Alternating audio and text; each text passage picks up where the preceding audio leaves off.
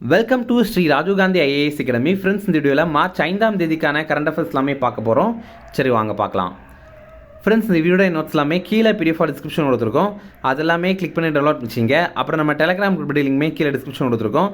அதிலையுமே click பண்ணி join பண்ணிங்க. நம்மளுடைய டெலிகிராம் குரூப்பில் கரண்ட் அஃபேர்ஸ் குயிசஸ் கண்டுபிடி வரும். நீங்களுமே ஜாயின் பண்ணி அட்டன் பண்ணிக்கலாம். ஓகே, சரி வாங்க பார்க்கலாம். ஃபஸ்ட்டு, உலகின் மிகப்பெரிய வனவிலங்கு மீட்பு, பாதுகாப்பு மற்றும் மறுவாழ்வு மையம் எங்கு திறக்கப்பட்டது?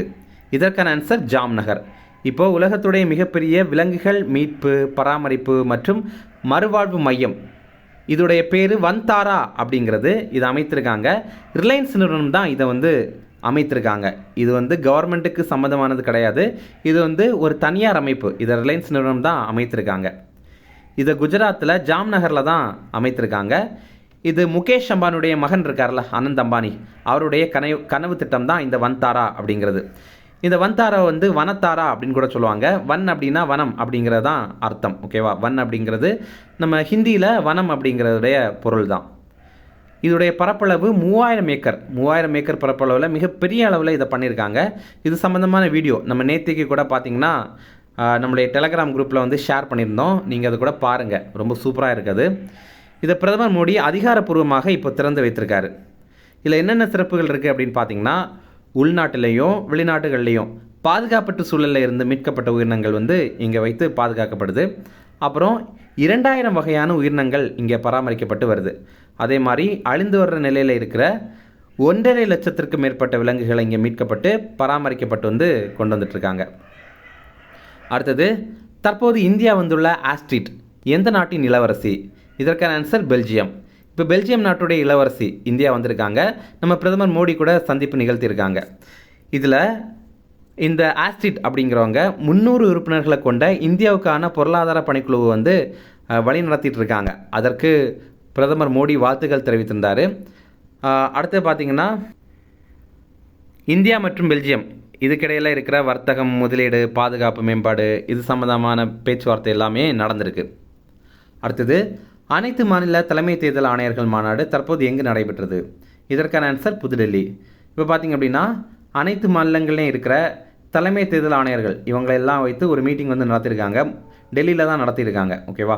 இதற்கு தலைமை தாங்கினது நம்ம இந்தியாவுடைய தலைமை தேர்தல் ஆணையரான ஞானேஷ்குமார் அப்படிங்கிறவர். இப்போ உங்களுக்கான கேள்வி, நம்ம தமிழ்நாட்டுடைய தலைமை தேர்தல் ஆணையர் யார் அப்படிங்கிறது உங்களுக்கு தெரியும்னா கமெண்ட்ஸில் சொல்லுங்கள். ஓகே, இப்போது நம்ம இந்தியாவுடைய தேர்தல் ஆணையர்கள் சுக்பீர் சிங் சாந்து, அப்புறம் விவேக் ஜோஷி, இவங்களும் இந்த மீட்டிங்கில் கலந்து கொண்டாங்க. இப்போது இந்திய தேர்தல் ஆணையம் என்ன சொல்லியிருக்காங்க அப்படின்னா, வெவ்வேறு மாநிலங்களில் ஒரே மாதிரியான வாக்காளர் அடையாள எண் உடையவங்க போலி வாக்காளர் அல்ல அப்படின்ற மாதிரி தெரிவித்திருக்காங்க. அதற்கு என்ன அர்த்தம் அப்படின்னா, இப்போது பீகார்லேயும் தமிழ்நாட்டிலையும் 2 பேர் இருக்காங்க.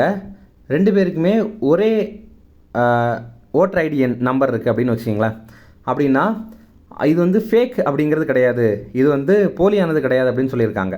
இப்போ அவருடைய நம்பரை வைத்து அவர் பீகாரில் அவருடைய தொகுதியில் ஓட்டு போடலாம். அதே மாதிரி தமிழ்நாட்டில் இருக்கிறவர் அவருடைய தொகுதியில் அவருடைய நம்பரை வைத்து அவர் ஓட்டு போடலாம் அப்படின்னு தெரிவித்திருக்காங்க. ஃப்ரெண்ட்ஸ், நம்ம ராஜீவ் காந்தி ஐஏஎஸ் அகாடமியில் யூபிஎஸ்சி எக்ஸாம், அப்புறம் டிஎன்பிஎஸ்சி எக்ஸாம் இதற்கான புதிய கிளாஸஸ் ஸ்டார்ட் பண்ணியிருக்கோம். நம்ம இன்ஸ்டியூட்டில் ரெகுலர் பேட்சஸும் இருக்குது, வீக்கெண்ட் பேட்சஸும் இருக்குது. அதே மாதிரி ஆன்லைன் கிளாஸும் இருக்குது, நேரடியான கிளாஸும் இருக்குது. நீங்கள் நேரடியாக படிக்கணும் அப்படின்னா சென்னையில் அண்ணா நகரில் நம்மளுடைய இன்ஸ்டியூட் இருக்குது, நீங்கள் இங்கே படிக்கலாம். இது சம்மந்தம் உங்களுக்கு ஏதாவது தகவல் தெரியணும் அப்படின்னா ஸ்க்ரீனில் தெரியுற நம்பருக்கு கால் பண்ணி பேசிக்கலாம். அடுத்தது, 2025 துபாய் ஏடிபி சாம்பியன்ஷிப் போட்டியில் வெற்றி பெற்ற இந்தியர் யார்? இதற்கான ஆன்சர் யூகி பாம்ரி. இப்போ பார்த்திங்க அப்படின்னா, துபாய் சாம்பியன்ஷிப் அப்படிங்கிறது இப்போ நடைபெற்றது. இதில் இந்தியாவுடைய யூகி பாம்ரி, அப்புறம் ஆஸ்திரேலியாவுடைய அலெக்சி பாப்ரின், இவங்களுடைய இணை வெற்றி பெற்றிருக்காங்க. ஆண்கள் இரட்டையர் அணி பிரிவில் தான் இவங்க இந்த வெற்றியை பதிவு பண்ணியிருக்காங்க. இந்த போட்டி ஐக்கிய அரபு அமீரகம் நாட்டுடைய துபாய் நகரில் தான் நடைபெற்றது. அடுத்தது, இதே மாதிரி பெங்களூரு ஓப்பன் டென்னிஸ் போட்டி நடைபெற்றது. இதில் ஆண்கள் இரட்டையர் பிரிவில் இந்தியாவுடைய அனிருத் சந்திரசேகர், அப்புறம் தைவானுடைய ரேகோ, இவங்க 2 பேரும் வெற்றி பெற்றிருக்காங்க. அடுத்தது, இது ரொம்ப முக்கியமான கொஸ்டின். தற்போது இந்தியாவில் மகப்பேறு இறப்பு விகிதம் எவ்வளவு எட்டப்பட்டது? இதற்கான ஆன்சர் 100. இப்போ மகப்பேறு இறப்பு விகிதம் அப்படின்னா என்னென்னா, 1 லட்சம் குழந்தை பிறப்பிற்கு எத்தனை தாய்மார்கள் இறக்காங்க அப்படிங்கிறது. ஓகேவா? இந்த குழந்தை பிறப்பு அப்படிங்கிறது ரொம்பவே சிக்கலான ஒரு விஷயம். குழந்தை பிறப்பில் நிறைய தாய்மார்கள் இறந்துட்டு தான் இருக்காங்க. அப்போது 1 லட்சம் குழந்தை பிறப்பிற்கு இப்போது 100 மகப்பேறு இறப்பு நடக்குது அப்படின்ற மாதிரி சொல்கிறாங்க. ஆக்சுவலி இதற்கு முன்னாடியெல்லாம் பார்த்தீங்கன்னா ரொம்ப அதிகமான மகப்பேறு இறப்பு நடந்துட்டு இருந்தது. அதை வந்து 100க்கு கொண்டு வரணும் அப்படிங்கிறதே ஒரு பெரிய இலக்கு தான். அந்த இலக்கை இப்போ வந்து எட்டியிருக்கோம் அப்படிங்கிறது தான் இதோடைய அர்த்தம். மகப்பேறு இறப்பு விகிதம் மெட்டர்னல் மொர்டாலிட்டி ரேட் அப்படிங்கிறது ஷார்ட்டாக MMR அப்படின்னு சொல்லுவாங்க. நம்ம இந்தியாவில் 1,00,000 குழந்தை பிறப்பிற்கு இது 100ஆக இருக்குது. ஆனால் தமிழ்நாட்டில் பார்த்திங்க அப்படின்னா 1,00,000 குழந்தை பிறப்பிற்கு இது 40.2 தான் இருக்குது. ரொம்ப குறைவாக தான் இருக்குது. இது ரொம்ப பாராட்டத்தக்க விஷயம்தான். எப்போவுமே தமிழ்நாடு பார்த்திங்கன்னா மொத்த இந்தியாவை விட நம்ம ஒரு படி மேலே தான் இருப்போம். இப்போது இந்த கொஸ்டினை பொறுத்த வரைக்கும் நம்ம இந்தியாவில் இருக்கிறத பற்றி தான் மெயினாக ஃபோக்கஸ் பண்ண போகிறோம். அப்போது இந்தியாவில் பார்த்திங்கன்னா 1,00,000 குழந்தை பிறப்பிற்கு 100 மகப்பேறு இறப்பு விகிதமாக இருக்குது. ஆனால் இது தேசிய சுகாதார கொள்கையுடைய இலக்கு தான். நம்ம இந்த அளவு கொண்டு வந்ததே ஒரு பெரிய சாதனை தான். இந்த இலக்கு இப்போ வந்து எட்டப்பட்டிருக்கு அப்படின்னு மத்திய சுகாதாரத்துறை அமைச்சர் வந்து சொல்லியிருக்காரு. 1990லேருந்து 2020 இந்த காலகட்டத்தில் பார்த்திங்கன்னா MMR இது 83% வந்து குறைந்திருக்கு அப்படின்னு சொல்லியிருக்காரு. அதுவே இதே காலகட்டத்தில் குழந்தை இறப்பு விகிதம் அப்படிங்கிறது 69% வந்து குறைந்திருக்கு அப்படின்னு அவர் சொல்லியிருக்காரு. அப்புறம் இதே காலகட்டத்தில் 5 வயதுக்கு கீழே இருக்கிற குழந்தைகளுடைய இறப்பு விகிதம் இது 75% குறைந்திருக்கு அப்படின்னு அவர் சொல்லியிருக்காரு. மத்திய சுகாதாரத்துறை அமைச்சர் JB நட்டா அப்படிங்கிறவர். அடுத்தது லூனார் ட்ரெயில் பிளேசர் என்ற விண்கலத்தை விண்ணில் செலுத்திய அமைப்பு எது? இதற்கான ஆன்சர் நாசா. இப்போ நாசா பார்த்திங்க அப்படின்னா லூனார் ட்ரெயில் பிளேசர் அப்படிங்கிற ஒரு ஸ்பேஸ் கிராஃப்டை வந்து நிலவுக்கு அனுப்பியிருக்காங்க. இதை ஃபால்கன் 9 அப்படிங்கிற ராக்கெட் மூலமாக தான் அனுப்பியிருக்காங்க. இது SpaceX நிறுவனத்திற்கு சொந்தமான ராக்கெட். இந்த விண்கலம் நிலவுடைய தென்துரத்தில் இருக்கிற இருண்ட பகுதிகளுக்கு போய் நிலவுடைய நீர் வரைபடங்களை வந்து தயாரிக்கும் அப்படின்னு சொல்லியிருக்காங்க. இப்போ ஒவ்வொரு நாட்டுடைய நிலவுக்கான திட்டங்களை பற்றி பார்க்கலாம். சாங்கே 6 அப்படிங்கிறது சீனாவுடைய நிலவு திட்டம். அப்புறம் ஸ்லிம் அப்படிங்கிறது ஜப்பானுடைய நிலவு திட்டம். லூனா அப்படிங்கிறது ரஷ்யாவுடைய நிலவு திட்டம். அப்புறம் அப்பல்லோ அப்படிங்கிறது அமெரிக்காவுடைய நிலவு திட்டம். நம்ம இந்தியாவுக்கு தெரியும் சந்திராயன் அப்படிங்கிறது தான் நம்ம இந்தியாவுக்கான நிலவு திட்டம். அதாவது இந்தியாவுக்கான நிலவு திட்டம். ஓகே. அடுத்தது மத்திய தொழில் பாதுகாப்பு படை நிறுவன தினம் என்று கடைபிடிக்கப்படுகிறது? இதற்கான ஆன்சர் மார்ச் 10. CISF அதாவது சென்ட்ரல் இண்டஸ்ட்ரியல் செக்யூரிட்டி ஃபோர்ஸ் அப்படிங்கிறது இது 1969 ஆண்டு மார்ச் 10 அமைக்கப்பட்டிருந்தது. இப்போது இதோடைய நிறுவன தினம் இப்போ வரப்போகுது. அதற்காக குஜராத் அப்புறம் மேற்கு வங்காளம் இந்த மாநிலங்களில் இருந்து சைக்கிள் பேரணி தொடங்கப்படும் அப்படின்னு சொல்லியிருக்காங்க. நம்ம உள்துறை அமைச்சர் அமித்ஷா இருக்கார்ல, அவர் வந்து இதை காணொலி வாயிலாக தொடங்குவார். இப்போ அமித்ஷா வந்து தமிழ்நாட்டில் தான் இருக்கிறாரு. அவர் ராணிப்பேட்டையில் தக்கோலம் அப்படிங்கிற பகுதியில் இருந்து காணொலி வாயிலாக குஜராத்லேயும் மேற்கு வங்காளத்துலேயும் இந்த சைக்கிள் பேரணியை வந்து தொடங்கி வைப்பார். இப்போ இந்த சைக்கிள் பேரணியுடைய கருப்பொருள் பாதுகாப்பான கடல் வளம் செழிப்பான இந்தியா அப்படிங்கிறது தான். இந்த சைக்கிள் பேரணி இந்த மாதம் அதாவது மார்ச் 31 விவேகானந்தர் நினைவிடத்தில் கன்னியாகுமரியில் வந்து நிறைவு பெறும். அடுத்தது ரஷ்யா உக்ரைன் போர் எப்போது தொடங்கப்பட்டது? இதற்கான ஆன்சர் 2022 பிப்ரவரி 24. இது ரொம்ப முக்கியமான கொஸ்டின். இப்போ பார்த்தீங்க அப்படின்னா இந்த பாயிண்ட் இதில் ரொம்ப முக்கியமானது. ரஷ்யா உக்ரைன் போர் என்னைக்கு தொடங்குச்சு அப்படிங்கிறது ரொம்ப முக்கியமானது. ஓகே. இப்போ என்ன ஆச்சு அப்படின்னா உக்ரைனுக்கு வந்து அமெரிக்கா மிகப்பெரிய பக்கபலமாக செயல்பட்டு இருந்தாங்க. அப்போ அமெரிக்காவோட உதவி மூலமாக தான் உக்ரைன் இவ்வளோ நாள் ரஷ்யாவை ரொம்ப திறம்பட வந்து சமாளிச்சுட்டு இருந்தாங்க. இப்போ இதற்கெல்லாம் நன்றி தெரிவிக்கிற விதமாக உக்ரைனுக்கு அமெரிக்கா செய்த உதவிக்காக உக்ரைனுடைய கனிம வளங்களை அமெரிக்காவுக்கு வழங்குறதுக்காக இப்போ வந்து உக்ரைனுடைய அதிபர் செலன்ஸ்கி வந்து அமெரிக்கா போயிருந்தார். அப்போ இந்த மாதிரி ஒரு ஒப்பந்தம் போடணும் அப்படின்ற மாதிரி பிளான் பண்ணிவிட்டு அங்கே போயிருந்தார். அப்புறம் டொனால்ட் ட்ரம்ப்பை வந்து செலன்ஸ்கி பார்த்து 2 பேருக்கு இடையில் பேச்சுவார்த்தை வந்து நடந்தது. அப்புறம் கொஞ்ச நேரத்தில் பார்த்திங்கன்னா அந்த பேச்சுவார்த்தை விவாதமாக மாறினது. டொனால்டு ட்ரம்ப் பார்த்திங்க அப்படின்னா செலன்ஸ்கியை வந்து திட்டிகிட்டே இருந்தார். உங்களால் வந்து ஒழுங்காகவே இந்த போரை வந்து திறம்பட செய்ய முடியலை, உங்களால் நிறைய மக்கள் வந்து இறந்துட்டாங்க, இந்த போர் நீங்கள் வந்து முடிவு கொண்டு வரணும், அப்புறம் வந்து உங்களால் 3ஆம் உலக போர் வந்து நடக்கும் அப்படின்ற மாதிரி பயமாக இருக்குது, அந்த மாதிரி நிறைய விஷயங்களை வந்து அவர் சொல்லிகிட்டே இருந்தார். செலன்ஸ்கியை வந்து பேசவே விடலை. முற்றிலுமாகவே டொனால்ட் ட்ரம்ப் வந்து திட்டிகிட்டே இருந்தார். அப்போ கொஞ்ச நேரம் பார்த்து இருந்தார் செலன்ஸ்கி. அப்புறம் கொஞ்ச நேரத்தில் கடுப்பாகி அவர் வந்து போயிட்டார்.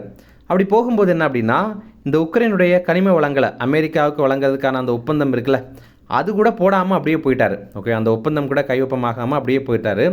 இதனால் அமெரிக்காவுடைய அதிபர் வந்து டென்ஷன் ஆகிட்டார். அவர் என்ன சொல்கிறார் அப்படின்னா இனி உக்ரைனுக்கு அமெரிக்கா வந்து அளித்து வந்த அனைத்து இராணுவ உதவிகளையும் வந்து நிறுத்த போகிறோம் அப்படின்ற மாதிரி சொல்லியிருக்காரு. அமெரிக்காவுடைய அதிபர் டொனால்ட் ட்ரம்ப் வந்து இதற்கான உத்தரவுமே பிறப்பித்திருக்காரு. ரஷ்யா உக்ரைன் போர் வந்து 2022 ஆண்டு பிப்ரவரி 24ஆம் தேதி தொடங்கப்பட்டது. அடுத்தது சில ஷார்ட் நியூஸ் டிஃபரன்ஸ் அதையுமே பார்க்கலாம். எழுத்தாளர் நந்தலாலா அப்படிங்கிறவர் இப்போ மரணம் அடைந்துட்டார். இவர் நம்ம தமிழ்நாட்டை சேர்ந்த எழுத்தாளர். இவருடைய இயற்பெயர் வந்து நெடுஞ்செழியன் அப்படிங்கிறது தான். பாரதியார் மீது கொண்ட பற்றுடைய காரணமாக தன்னுடைய பெயரை நந்தலாலா அப்படின்னு அவர் மாற்றிக்கொண்டார்.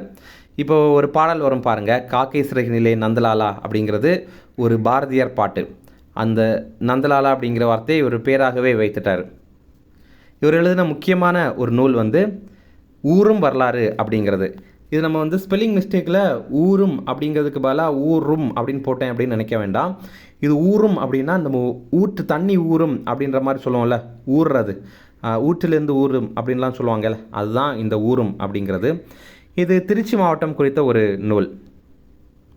அடுத்தது செபியுடைய முன்னாள் தலைவர் மாதவி புரிப்புச் அப்படிங்கிறவங்க, இவங்க மேலே எஃப்ஐஆர் பதிவு செய்து இவங்களை வந்து விசாரிக்கணும் அப்படின்னு மும்பை சிறப்பு நீதிமன்றம் வந்து உத்தரவிட்டிருந்தாங்க. ஓகேவா. அமெரிக்காவை சேர்ந்த ஹிண்டன்பர்க் நிறுவனம் ஒரு குற்றச்சாட்டை ரீசெண்டாக வந்து வைத்திருந்தாங்க. என்ன அப்படின்னா, அதானி நிறுவனம் சட்டவிரோத பண பரிவர்த்தனை, அப்புறம் பங்கு விலை மோசடி முறைகேடுகள் இதிலெல்லாம் வந்து இதிலெல்லாம் ஈடுபட்டிருந்தாங்க அப்படின்னு ஒரு குற்றச்சாட்டு வந்து வைத்திருந்தாங்க. அதற்கு இவங்களும் ஒரு உதவியாக இருந்தாங்க. அப்புறம் மாதவி புரிப்புச் அப்புறம் அவங்களுடைய கணவர், இவங்க 2 பேருக்கும் தொடர்பு இருக்குது அப்படின்ற மாதிரி குற்றச்சாட்டு தெரிவித்திருந்தாங்க. இப்போ பார்த்தீங்க அப்படின்னா அவங்கள விசாரிக்கணும் அப்படின்னு மும்பை சிறப்பு நீதிமன்றம் உத்தரவிட்டிருக்காங்க. ஆனாலும் மகாராஷ்டிராவுடைய உயர்நீதிமன்றம் அதற்காக இடைக்கால தடை வந்து விதிச்சிருக்காங்க. இப்போ விசாரிக்கக்கூடாது, அப்புறமா பார்த்துக்கலாம் அப்படின்ற மாதிரி தடை விதிச்சிருக்காங்க. அடுத்தது நம்ம இந்தியாவுடைய 8வது பொருளாதார கணக்கெடுப்பு. இந்த பொருளாதார கணக்கெடுப்பு அப்படிங்கிறது 5 ஆண்டுகளுக்கு ஒரு முறை நடைபெறும். இப்போ வந்து இதை நடத்த போகிறாங்க. இந்த ஏப்ரல்லிருந்து டிசம்பர் வரைக்கும் இந்த ஆண்டு வந்து இதை நடத்த போகிறதா மத்திய அரசு வந்து முடிவு பண்ணியிருக்காங்க.